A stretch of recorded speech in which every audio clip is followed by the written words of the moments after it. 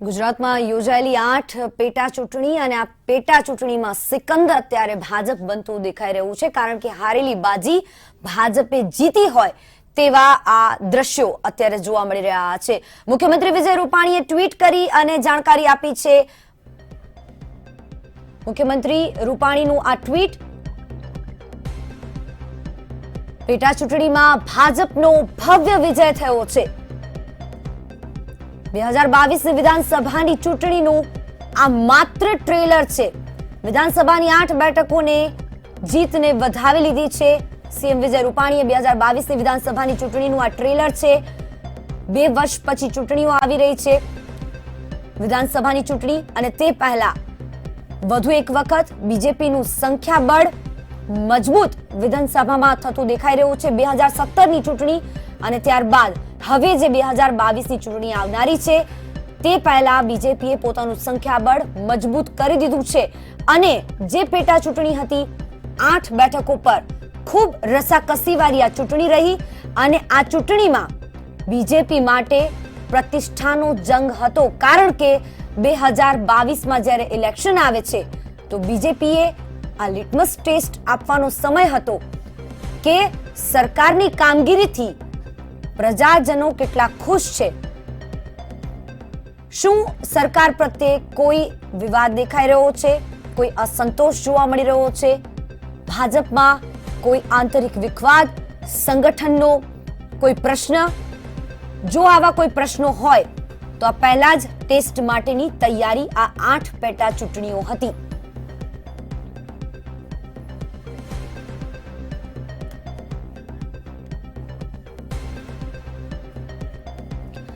તો આ મુદ્દે જ ચર્ચાને આગળ વધારીશું। ભાજપમાંથી જ્યોતિબેન પંડ્યા, કોંગ્રેસમાંથી મનીષભાઈ મકવાણા, રાજકીય વિશ્લેષક નિલેશભાઈ ધોળકિયા, દિનેશસિંહ ગઢવી રાજકીય વિશ્લેષક મારી સાથે જોડાયેલા છે।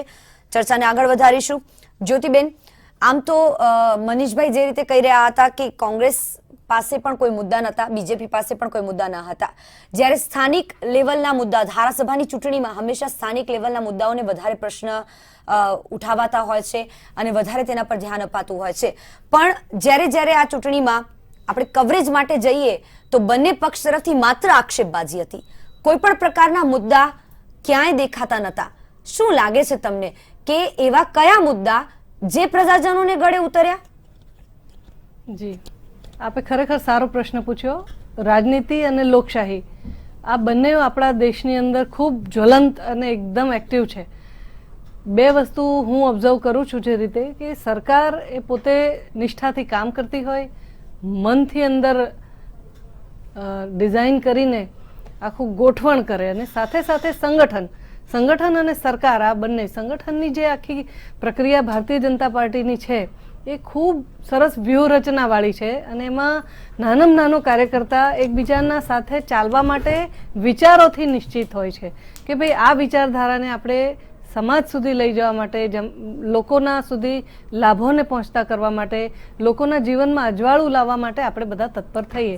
અને એટલા માટે જ્યારે વિચાર મજબૂત હોય છે ત્યારે લોકો આપોઆપ એમાં જોડાતા જાય છે, અને એટલે નાનામાં નાનો વ્યક્તિ હોય, ભલે એને આપવાનું કાંઈ ન નીકળતું હોય પણ એ સમય આપવા તૈયાર થાય છે। અને એવી જ રીતે અમે જ્યારે લોકોને મળતા, અમે લોકો બહેનો વચ્ચે ઘણા ગ્રુપ મિટિંગ કરીએ, મળીએ, ત્યારે એ લોકો સીધું સટ એક જ વસ્તુ કહેતા હતા કે અમને લોકોને કોરોનામાં જીવતા તો રાખ્યા, થાળી ના વગાડી હોત તો અમને પહેલે દાડે ખબર ના પડત કે આ માસ્ક પહેરીને જ હવે ફરવાનું છે।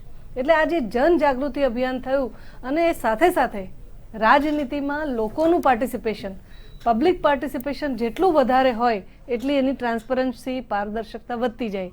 કોંગ્રેસના સમયમાં એક એવું જોવા મળતું હતું કે ટ્રાન્સપરન્સી ઓછી થતી ગઈ અને પછી તો એટલી હદે આવી ગયું કે ગાંધી પરિવારની બહાર કંઈક થતું હોય ને એ લોકોને ખબર ના હોય, ને બહાર ગાંધી પરિવારમાં કંઈક થતું હોય તો કાર્યકર્તાઓને ખબર ન હોય। એટલે ટ્રાન્સપરન્સી, પારદર્શકતા, કામની ઘટવી એ પણ એક બહુ મોટું નિશાની છે રાજકીય પક્ષનું ધોવાણ થવાની। એટલે 2-3 વસ્તુ ધ્યાનમાં આવે છે કે નેતૃત્વ શક્તિ પાવરફુલ હોવી, વડાપ્રધાન જેવી એક ઈચ્છા શક્તિ સાથે લીડરશિપ લેવી, લોકોના હિત માટે કામ કરવું, ને એવી જ રીતના ગુજરાતની અંદર મુખ્યમંત્રી શ્રી પણ છેલ્લા ઘણા સમયથી નોનસ્ટોપ, ઉપમુખ્યમંત્રી શ્રી સી.આર. પાટીલ સાહેબ બધા જ મંડીને જે રીતના નિર્ધાર કર્યો કે આપણે કાંઈ કચાશ રાખવી નથી, અને એ જ રીતના કાર્યકર્તા પણ જોડાતો હોય છે જ્યારે એનું મનોબળ મજબૂત હોય છે. જ્યારે નેતામાં ભરોસો હોય, જ્યારે પોતાના કામમાં ભરોસો હોય, ત્યારે લોકો સામે જવાની એની તાકાત ડબલ થઈ જતી હોય છે. કોંગ્રેસની અંદર બે વસ્તુ થઈ કે એક તો નિરાશા, લીડરશિપ નહીં હોવી અને સાથે સાથે વિચારોની અસ્પષ્ટતા. કોઈ નિશ્ચય આધાર જ નહીં. શેના માટે કામ કરે છે? ભારતીય જનતા પાર્ટી ફક્ત રાજનીતિ માટે કામ નથી કરતું સાહેબ. મારે કોંગ્રેસને પૂછવું છે કે સ્વચ્છતા અભિયાન આ ભારત દેશનું લોકોને એટલું બધું ગમી ગયું, કોંગ્રેસને કોઈ ના પાડી હતી કે તમે ના કરશો ભાઈ? ગંગા સફાઈની વાત કરી, એક મિનિટ, મારે ખાલી હમણાં જરા 2 મિનિટ સાંભળો. બેટી બચાવ આંદોલન કરવાની કોંગ્રેસને કોઈ ના પાડી હતી. દીકરીઓને બચાવવું એ બધાય જનજનને ગમતી વાત થઈ ગઈ અને લોકોને આવા બધા જન અભિયાન જે લોકો માટે ચાલતી કામગીરી હોય એ ગમતી હોય છે. અને ફક્ત ને ફક્ત રાજનીતિ કરવી એવી એક મંશા ન રાખતા અત્યારે લીડરશિપ પણ એક ઊંચાઈ પર છે કે જેને દુનિયા અપ્રિશિએટ કરી રહી છે. તો અમે લોકો એવું માનીએ છીએ કે પાર્ટીનું વ્યૂહરચના, સંગઠનનો મોટો આધાર અને સાથે સાથે પાવરફુલ લીડરશિપ, વિચારધારા, આ બધું જ થઈને ભારતની જનતાનો પણ ધન્યવાદ છે કે આમાં પાર્ટિસિપેટ કરે છે. તો લોકશાહી પણ જ્વલંત થઈ રહી છે. મનીષભાઈ, આમ તો બીજેપીમાંથી પણ એવી વાત આવી હતી કે સી.આર. પાટીલ સાહેબ અને વિજય રૂપાણી સાહેબની વચ્ચે કંઈક એવી લડાઈ ચાલી રહી છે. એ માત્ર વાત હતી, પણ તેમ છતાંય જો આ જીત નિશ્ચિત દેખાઈ ગઈ, 8 બેઠકો પર સંગઠનમાં કંઈ પણ હોય, સંગઠન અને સરકારની વચ્ચે જો કોઈ ગેપ હોય તો બીજેપી એને બહાર નથી આવવા દેતું. કોંગ્રેસમાં હંમેશા આવો ગેપ, મતભેદ, મનભેદમાં પરિણમે ત્યાં સુધી બહાર આવી જતો હોય છે. ક્યાંક એવું નથી લાગતું કે 8 બેઠકો પર કોંગ્રેસે જ કોંગ્રેસને હરાવી હોય? એવું કશું જ નથી. કોંગ્રેસને હરાવી એવો કોઈ પ્રશ્ન નથી. અને વાત રહી ભારતીય જનતા પાર્ટીની ભાઈ અને ભાવની લડાઈની જે વાત હતી, એ વાત સાચી છે તમારી કે એ બહાર નથી આવી, વાત સાચી છે. એ નરેન્દ્રભાઈના જે ડરના કારણે લોકશાહી નથી, ભારતીય જનતા પાર્ટીમાં કોઈ પોતાનો અવાજ રજૂ નથી કરી શકતા. અને એમના જે દબાણમાં કે જો સામે બોલીશું કે અવાજ કરીશું તો પછી પાર્ટીમાં સાઇડલાઇન કરવામાં આવશે કે કોઈ મહત્ત્વના પદ નહીં મળે, એના કારણે લોકો અવાજ નથી કરી શકતા. અને એ લોકોને ખબર છે કે લોકોનું જે કંઈક રિઝલ્ટ છે એ ખાલી ને ખાલી નરેન્દ્રભાઈના કારણે છે. એટલે એમના પોતાના બળ ઉપર કશું કરી શકે એવી પરિસ્થિતિમાં નથી, એટલે બોલી જ ના શકે. બીજી વાત, જે બે વિશ્લેષક આપણા સાથે બેઠા છે એમણે જે વાત કરી રાષ્ટ્રવાદની, મને ખૂબ દુઃખ થાય છે કે જે પાર્ટીએ આ દેશની આઝાદીની લડાઈનું આંદોલન ઊભું કર્યું અને સમગ્ર દેશ, જ્યારે ભારત દેશ આઝાદ થયો ત્યારે એની પાસે કોઈ આર્થિક સદ્ધરતા ન હતી કે દેશની અંદર ટાંકણી પણ નથી બનતી. એ કોંગ્રેસ પાર્ટીએ દેશની અંદર આઝાદીનું લડાઈની અંદર કોંગ્રેસ પાર્ટીના અસંખ્ય લાખો સેંકડો કાર્યકરોએ પોતાના જાન બલિદાન આપ્યા છે. અને જવાહરલાલ નહેરુ એન્ડ ફેમિલી જે છે કે એમની પરિવાર ખૂબ સુખી ગર્ભ શ્રીમંત પરિવાર હોવા છતાં પણ જ્યારે ગાંધીજી એમની પાસે ગયા હતા કે આઝાદીની લડાઈમાં તમારો સહયોગ જોઈએ કે ખાલી સહયોગ આર્થિક નહીં આપું પણ સાથે મારો એક દીકરો પણ આપીશ, અને જવાહરલાલ નહેરુને ગાંધીજીને સોંપ્યા.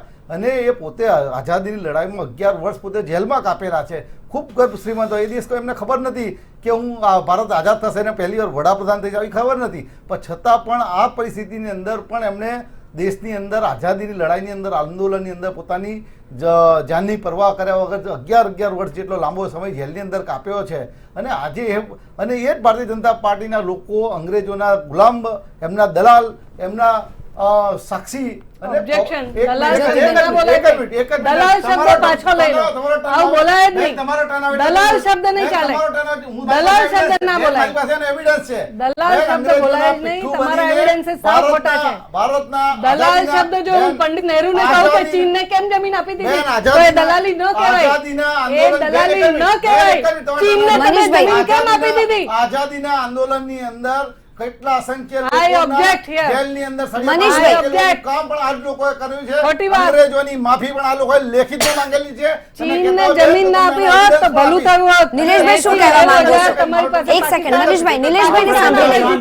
મનીષભાઈને બોલી લેવા દો, પછી આપણે બોલીએ. એક જ મિનિટ. Madam please. અને આઝાદીની જે આંદોલન ચાલ્યું એના પછી તમે આજે જ્યારે ચૂંટણીમાં ગમે તે શબ્દ બોલ્યા. રાષ્ટ્રભાષાની તમે ચોર કહો છો કોઈને? રાષ્ટ્રપ્રેમની વાત કરો છો. દલાલ કહો છો? દેશની અંદર 6 એરપોર્ટ હમણાં વેચાઈ ગયા બેન. અરે આટલું બધું ભારત હાર્યા પછી આવું બોલો છો? બેન, ભારત આઝાદ થયા પછી એક એરપોર્ટ, બધા એરપોર્ટો કોંગ્રેસ શાસનમાં બન્યા. તમે તમે તો કયા બોલો બનાવ્યા? પણ દલાલ ના ઉપરથી બોલાય. ઉપરથી ચાલો, તમારા મનીષભાઈ, શાસનમાં એરપોર્ટો વેચાઈ મનીષભાઈ. ગયા. ભારતની નવરત્ન કંપનીઓ વેચાઈ ગઈ ને રાષ્ટ્રવાદની વાત કરો છો. મનીષભાઈ, સાંભળો તો ખરા. આકાશથી લઈને જમીન અરે સુધી મનીષભાઈ. વેચવા કાઢ્યું છે બેન. અને રાષ્ટ્રવાદની વાત કરો છો. મનીષભાઈ શાંત થઈ જાઓ, સાંભળો તો ખરા. આ બધા મુદ્દા જો પ્રજાને ખરેખર સાંભળવામાં આવતા હોત અને જો કોંગ્રેસે આટલી જ આક્રમકતા સાથે કોંગ્રેસના આ મુદ્દા આટલી આક્રમકતા સાથે આ મુદ્દા ઉઠાવ્યા હોત તો સાહેબ અત્યારે પરિણામ જુદું હોત. તમારા બાપ દાદાઓએ ક્યારે ભારતીય જનતા પાર્ટીને વોટ નથી આપ્યા બેન. પણ પરિણામ જુદું હોત ને જો આ મુદ્દાઓને સાંભળ્યા હોત પ્રજાએ તો. ચોક્કસ જુદું હોત. પણ અત્યારે આ આટલી જ આક્રમકતા સાથે કદાચ કોંગ્રેસ મુદ્દા લઈને નથી જઈ શકતી. એ કમનસીબી છે. મજબૂત વિપક્ષ તો આજે દરેક વ્યક્તિ ચાહે છે. મજબૂત વિપક્ષ હોવું જરૂરી છે. ના, લોકશાહીનું હનન કઈ રીતે કહી શકું? આ તો જનાદેશ છે ને, પ્રજાએ ચૂંટ્યા છે લોકોને. પહેલા સ્વીકાર કર્યો મેં. બસ તો પછી નિલેશભાઈ શું કહેવા માંગો છો તમે? મનીષભાઈ પાસેથી હું એ સમજવા માંગીશ. એમણે વાત કરી કે નહેરુજી પૈસાદાર હતા છતાં એણે રાષ્ટ્ર માટે પોતાનું જીવન પૈસા સાથે સમર્પિત કર્યું. અને ત્યારે I am talking about before independence ભાજપના પિઠ્ઠો દલાલોએ ગદ્દારી કરી. સરપ્રાઇઝિંગ. 1947 પહેલા ભાજપનું અસ્તિત્વ હતું, ત્યાંના ગદ્દારોએ જનસંઘની વાત છે. હવે તમે બદલાઈ ગયા. હવે ત્યારે જનસંઘ નહોતું મારા વાલા. Prove that. 1947 માં જનસંઘ નહોતું. ફરીવાર હું કહી રહ્યો છું કે આ જે બોખલાપણું છે ને, હારી ગયા છે ને, એ તમે પચાવી નથી શકતા. સ્વાભાવિક છે. હું પણ હવે જો સાહેબ મારી તમને બે હાથે વિનંતી તમે બોલી લો મેડમ. એને પૂરું થાય પછી અમે બોલીશું. ત્યાં સુધી કોઈ બોલીશું નહીં. Madam please continue. ના આપણે મનીષભાઈ મારો મુદ્દો છે કે 1947 માં ભાજપ જનસંઘ નહોતું. મારે જનતાને કહેવું પડે, જનતા ગુમરાહ ન થાય. હું દર્શકો માટે બોલું છું, મંતવ્યના ચેનલના દર્શકો માટે બોલું. હું અહીંયા કોઈ ભાજપ કે કોંગ્રેસ તરફી નથી બોલતો. પણ જ્યારે મિસલીડિંગ ઇન્ફોર્મેશન આવતી હોય so it's my duty as a citizen કે મારે લોકોને માહિતગાર કરવા. અને બીજી વાત, તમે વારંવાર કહો છો કે મૂલ્ય આધારિત ચૂંટણી નહોતી, મૂલ્યોનું હનન થયું. મતલબ ભારતની ગુજરાતની જનતા સુપર ડફોળ છે કે એના ચૂંટણીમાં ભાગ લીધો. એ લોકો ઉપર તમે લાંછન લગાડો છો કે ચૂંટણીમાં એમણે મતદાન આપ્યું. હું અહીંયા કોણ આવ્યું કોણ જીત્યાની વાત કરતો જ નથી. માત્ર મૂલ્યોનું હનન થયું, લોકશાહી રીતે ચૂંટણી ન થઈ, ભાજપે ગદ્દારી કરી, કોંગ્રેસના ગદ્દાર માણસો ભાજપમાં ભળી ગયા, પૈસા ખાઈ ગયા. આ બધું તમે પહેલા કેમ નહોતા બોલ્યા? આજની ચૂંટણીના મતદાન પહેલા કેમ નથી બોલ્યા? અને બોલ્યા છો મારા વાલા સાહેબ. તમે છે ને સાંભળવાની શક્તિ વિકસાવો એવી નમ્ર વિનંતી છે. એટલા માટે હાર કોઈને પણ પચતી નથી હોતી. એવા વિરલા કોક જ પાકે કે જે સહર્ષ સ્વીકારી લે. પરંતુ અહીં મારી રિક્વેસ્ટ છે તમને, ઇન્ડિવિડ્યુઅલ કેપેસિટીમાં નહીં, એક પાર્ટી તરીકે તમને સાયમલ્ટેનિયસલી હું ભાજપને પણ કહીશ, બંને પક્ષને કહીશ કે આજની તારીખે ભાજપને વિજય મળ્યો છે, અભિનંદન. કોંગ્રેસ હારી ગઈ છે, મનન ચિંતન કરશે. પણ એક બીજી વસ્તુ જે જિજ્ઞાજીએ કીધી, એન્કરે કીધી કે નોટા અને અપક્ષને જે મત ગયા છે which is a below the belt two both of you party. ખૂબ સાચી વાત કરી. દિનેશભાઈ આપનું શું મંતવ્ય આ અંગે? મારે જિજ્ઞાબેન એટલું જ કહેવાનું છે કે આ મૂલ્યનિષ્ઠતાની ભાઈ વાત કરે છે. ચોપડીમાં અને વાતો કરવામાં શબ્દ બહુ સારો અને રૂડો રૂપાળો લાગે છે. મૂલ્યનિષ્ઠતાની વાત કરું તો આજ મંચ ઉપરથી ભૂતકાળમાં પણ અનેક વખત બોલી ગયો છું. અનાદિકાળથી ન્યાય અન્યાય, સત્ય અસત્ય અને માણસોની મૂલ્યનિષ્ઠતાઓ અથવા તો એની વિચારધારા વચ્ચેની લડાઈઓ ચાલી રહી છે. એનું કોઈ પરફેક્ટ વ્યાખ્યા નથી.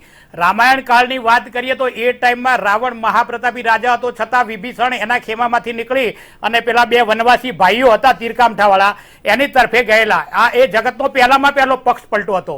હવે એ તો સત્યયુગ હતો. ત્યાં એ વખતે મૂલ્યનિષ્ઠતા ક્યાં ગઈ? ત્યાં મૂલ્યનિષ્ઠતા એમની રીતે એ સાચા હતા.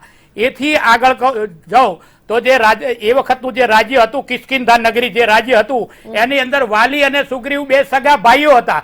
છતાં એ બે ભાઈઓ વચ્ચે ક્યાં મૂલ્યનિષ્ઠતામાં મતભેદ પડ્યો કે એક ભાઈએ પોતાના સગા ભાઈની સાથે ગદ્દારી કરી અને રામને પક્ષ લેવો પડ્યો અને રામ દ્વારા હરણ કરવું, એનું હનન થયું. એટલે મૂલ્યનિષ્ઠતા અનાદિકાળથી નથી. બિલકુલ દિનેશજી, ક્યાંય પણ મુદ્દા આધારિત રાજનીતિ નથી દેખાઈ એ વાત સ્પષ્ટ છે. તેની સાથે સાથે કોઈ વિચારધારાની રાજનીતિ નહીં. બંને પાર્ટીએ પોતપોતાની રીતે ખૂબ મજબૂત, પણ તેમ છતાંય બંને પાર્ટીની પોતાની કોઈ વિચારધારા આ ચૂંટણીઓમાં, પેટા ચૂંટણીઓમાં જોવા નથી મળી. તટસ્થતાથી સ્વીકારવું પડે બિલકુલ. કે રાષ્ટ્રવાદ એ મુખ્ય વિચારધારા અને મોદી સાહેબ આવ્યા ત્યારથી છે અને એનો પ્રજાએ સ્વીકાર કર્યો છે. બિલકુલ. આ જે પેટા ચૂંટણી હતી એ રાજ્યસભાની ચૂંટણીની અંદર જો ધારાસભ્યો ભારતીય જનતા પાર્ટીના વધારે હોય તો રાજ્યસભામાં એમની બહુમતી થાય, અને રાજ્યસભામાં જો એમની બહુમતી થાય તો રાષ્ટ્રીય લેવલે બંધારણમાં સુધારો બિલકુલ. થાય એવું પ્રજા ઈચ્છી રહી મારી છે, સાબિત થયું સાથે છે. મારી સાથે સંવાદદાતા આયુષી યાજ્ઞિક જોડાઈ ગયા છે. અબડાસા બેઠક પર આયુષી કવરેજ કરવા ગયા છે. આયુષી, અબડાસા બેઠક પર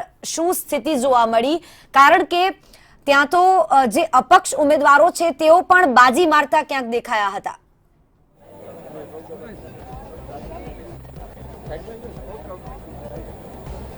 બિલકુલ જીજ્ઞા, જે કચ્છની અબડાસા બેઠક છે કે જેના પર સૌ કોઈની નજર હતી, ત્યારે તે બેઠક ઉપર 35,000 થી પણ વધુ વોટ્સની લીડ સાથે ભારતીય જનતા પાર્ટીના ઉમેદવાર છે પ્રદ્યુમનસિંહજી જાડેજા, તેમની જીત થઈ છે. તેમના સમર્થકો અહીંયા આવી પહોંચ્યા છે અને તેમને વધાવવા માટે અહીંયા છે તે આનંદ ઉત્સવ કરવા માટે, ઉજવણી કરવા માટે આવી પહોંચ્યા છે. જે રીતે કોંગ્રેસનું ખૂબ જ ખરાબ પ્રદર્શન સામે આવ્યું કે કોંગ્રેસ પાર્ટી કરતા વધારે અપક્ષના ઉમેદવારને વોટ મળ્યા અને તેમને કોંગ્રેસને ટક્કર મારી અને અપક્ષ ઉમેદવાર આગળ નીકળી ગયા, જે કોંગ્રેસનું ખરાબ પ્રદર્શન જ્યારે બતાવ્યું. અને હવે જ્યારે ભારતીય જનતા પાર્ટીના ઉમેદવારની જંગી જીત થઈ છે, એક ઇતિહાસ રચાયો છે. કારણ કે અબડાસા બેઠક ઉપર પ્રથમ વખત એવું થયું છે કે કોઈ જે ઉમેદવાર છે જે રિપીટ થયા અને તે જીત થઈ, અને જીત પણ આટલી લાંબી લીડ સાથે. આપણે સમર્થકો સાથે જ વાતચીત કરીશું. પ્રદ્યુમનસિંહજીની જંગી લીડ સાથે જીત થઈ છે, શું કહેશો?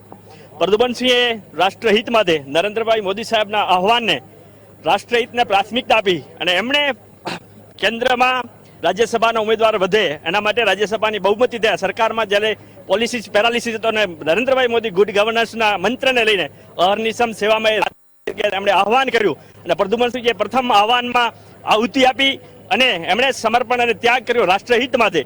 તો એના માટે અબડાસાની દરેક જનતા, સમગ્ર કચ્છ અને ભારતીય જનતા પાર્ટીના પ્રદેશ લેવલના નેતા હોય, નીચે દરેક એક વ્યક્તિ સાથે અબડાસાના એક મતદાર પાસે જઈ અને એમને વિનંતી કરી. અને પ્રદ્યુમનસિંહજીનો જે નેમ છે, એમણે જે વિકાસ કર્યો છે છેલ્લા 444 ગામની અંદર, જે 2.5 વર્ષની અંદર એમણે જે કામ કર્યું છે એ કામને સમર્થન આપ્યું છે, વિકાસને સમર્થન આપ્યું છે.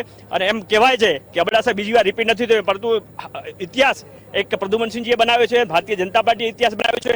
ભારતીય જનતા પાર્ટીનો વિકાસનો મંત્ર છેવાડાના એક વ્યક્તિ સુધી પહોંચાડવામાં ભારતીય જનતા પાર્ટીના તમામ કાર્યકર્તા, બૂથથી લેવલ કહીને રાષ્ટ્રીય લેવલના તમામ કાર્યકર્તાઓ રાત દિવસ મહેનત કરી અને પ્રદ્યુમનસિંહભાઈને પોતાની જે આવડત છે, જે એને આ વિસ્તાર પ્રત્યે એમને જે લાગણી છે એ લાગણીઓને માન આપીને એમણે પ્રજા ઉપર જે વિશ્વાસ મૂકેલો હતો, એમણે પદનો જે ત્યાગ કરેલો હતો, 5 વર્ષ માટે ધારાસભ્યમાંથી ભારતની કોઈ સંવિધાનમાં કોઈ જોગવાઈ નથી હટાવી શકે, પરંતુ આ વિસ્તારના વિકાસ માટે જે ખૂટતી કરી તે કેન્દ્રથી કરીને નીચે સરપંચ લેવલમાં એકમાત્ર ગુજરાતમાં અબડાસા વિધાનસભા કોંગ્રેસ પાર્ટી નથી, વિરોધ પાર્ટી નથી, પરંતુ સત્તા પાર્ટીમાં રહી અને અબડાસાનો વિકાસ થાય એના માટે પ્રદ્યુમનસિંહે ત્યાગ સમર્પણ કર્યું છે અને અબડાસાની જનતાએ એને સમર્થન આપ્યું છે.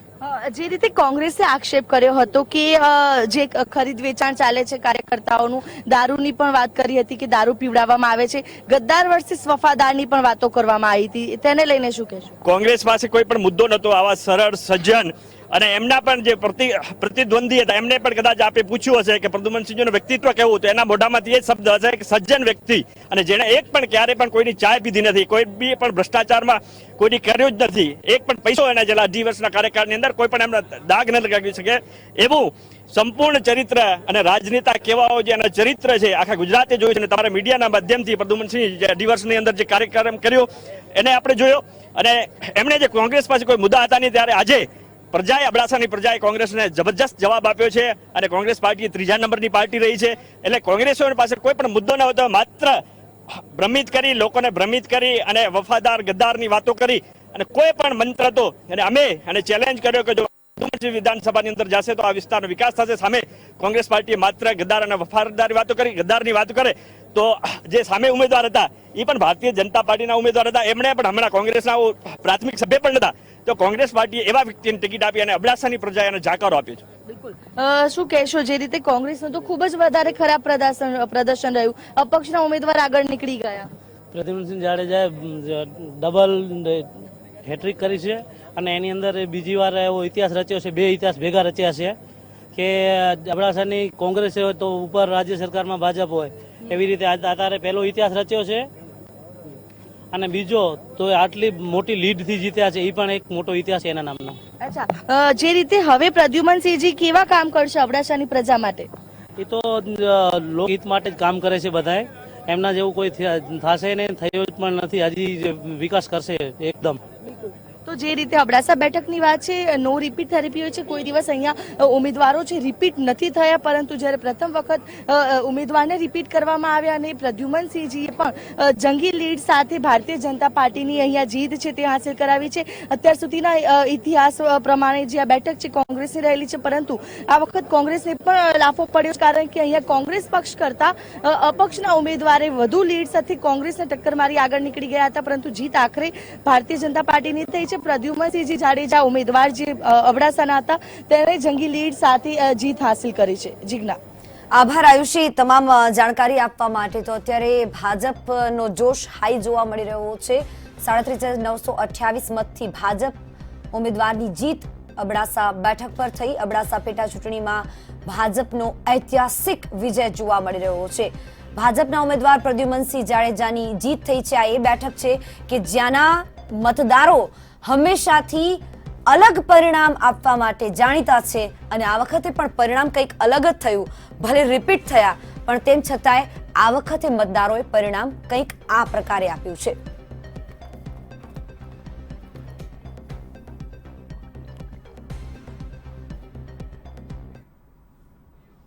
આ તમામ બાબતોની ચર્ચા યથાવત રહેશે. રોકાઈશું એક નાનકડા બ્રેક માટે. આપ જોતા રહો મંતવ્ય ન્યૂઝ.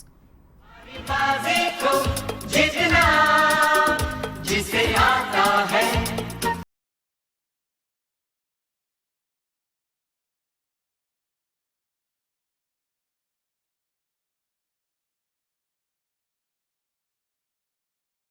वो सिकंदर